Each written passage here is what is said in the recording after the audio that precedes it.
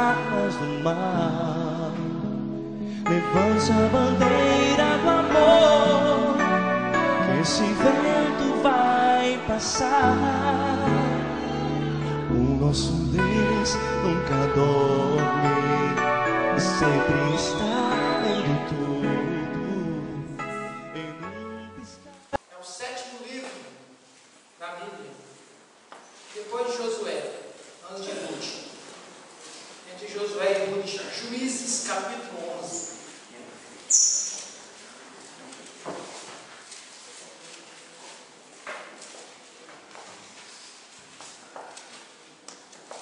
O 7º livro do Antigo Testamento, Juízes. Irmãos, eu vou falar duas máximas aqui primeiro para entrar nesse texto. A primeira máxima, e que vai nortear tudo aquilo que eu vou pregar aqui essa noite, guarde bem isso que eu vou te dizer. Toda decisão importante que tomamos na nossa vida, na fase adulta, está intrínseco correlacionado com o que vivemos e aprendemos na fase da infância, da adolescência e da juventude. E toda decisão importante que tomamos na nossa vida, na fase adulta, tem um caráter pessoal. Eu vou repetir porque isso aqui é muito importante. Eu quero que você grave isso, que vai nortear tudo aquilo que eu vou pregar aqui essa noite. Toda decisão importante que tomamos na nossa vida, na fase adulta, está intrínseco correlacionado com o que vivemos, aprendemos na fase da infância, da adolescência e da juventude. Toda decisão. E toda decisão importante que tomamos na nossa vida tem um caráter pessoal. Por que eu citei essas duas máximas? Porque o passado, as marcas do passado, têm o poder, muitas das vezes, de marcar a nossa trajetória da nossa vida. Marca, isso é, traz uma pressão e exerce uma pressão no nosso presente e pode estragar o nosso futuro. E eu encontro nesse texto uma história verídica, uma história que está muito ligada com a nossa, com o nosso passado, com o que vivemos lá atrás. Porque o que vivemos lá atrás e aprendemos vai ter um peso muito grande nas nossas decisões a nível do nosso futuro. Capítulo 11, eu vou começar do verso 30. Acompanhe comigo, por favor, a leitura do texto. Uma história verídica e muito interessante. A partir do versículo 30 de Juízes capítulo 11, diz assim o texto, palavra do nosso Deus. E Jefité fez um voto ao Senhor e disse: se totalmente deres os filhos de Amon na minha mão, aquilo que saindo da porta da minha casa me sair ao encontro, voltando eu os filhos de Amon em paz, isto será do Senhor, e oferecerei em holocausto.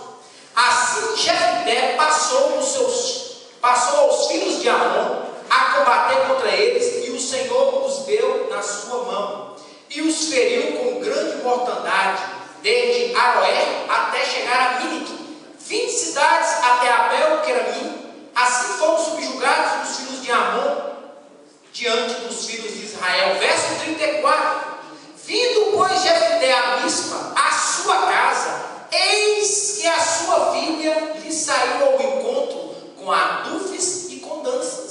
E era ela só, a única, e não tinha outro filho e nem filha. E aconteceu que, quando a viu, rasgou as suas vestes e disse: ah, minha filha, muito me abatestes, e és entre os que me turbam, porque eu abri a minha boca ao Senhor e não tornarei atrás. E ela lhe disse: pai meu, abriste a tua boca ao Senhor, faz de mim como saiu da tua boca, pois o Senhor te livrou dos teus inimigos, os filhos de Amon. Verso 37. E disse mais a seu pai: faz-me isso, deixe-me por 2 meses, que vá e desça pelos montes e chore a minha virgindade, eu e as minhas companheiras. E disse ele: vai.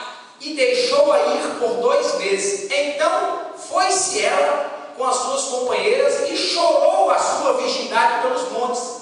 E sucedeu que ao fim dos 2 meses, tornou ela para seu pai, o qual cumpriu nela o seu voto que tinha feito. E ela não conheceu o varão, e daqui veio o costume de Israel. Irmão, se eu tivesse que dar um título para essa mensagem aqui, seria a seguinte: o fracasso da vitória. Uma vitória que tem uma cereja de fracasso. Jefité fez um voto que, se Deus desse os filhos de Amon na sua mão, o que saísse da sua casa, ele ofereceria um holocausto. Mas mal sabia ele que seria a sua única filha. Que tragédia! Que vitória triste na vida de Jefité, a única filha. E ele, diz o texto, que ele cumpriu o voto. E a sua filha, que era a sua única filha, foi sacrificada pelo voto que ele tinha feito. Agora, irmãos, escuta o que eu vou te dizer. Quando eu falei que todas as nossas decisões, ou grande parte das nossas decisões importantes que tomamos na nossa vida, quando atingimos a fase adulta, está intrínseco relacionado com o que vivemos lá atrás. Jefité tomou essa posição porque ele teve uma vida, uma história comprometida, uma marca no seu passado, levou Jefité a ter essa infeliz, esse voto que se tornou infeliz para ele, porque isso vem lá de trás.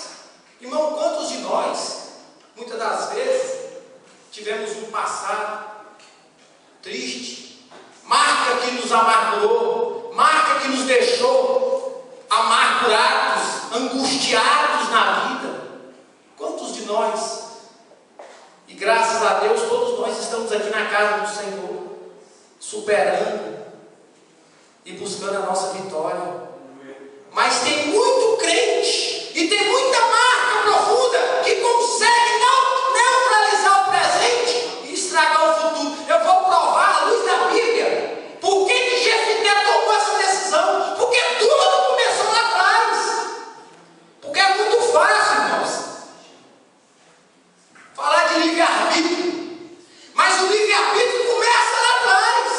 O livre-arbítrio começa quando eu e você somos criança, observando o comportamento dos nossos pais, da maneira que fomos criados, da maneira que fomos tratados. Isso vai influenciar muito no nosso caráter. Volta a página da sua Bíblia para o capítulo 11, primeiro capítulo, verso 1. Olha o que aconteceu.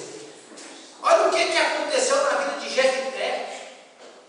Para Jefité ter esse comportamento e ter essa tragédia no seu presente da sua vida. Capítulo 11, verso 1 em diante. E era então Jefité, o Gileadita, capítulo 11 de Juízes. Era então Jefité, o Gileadita,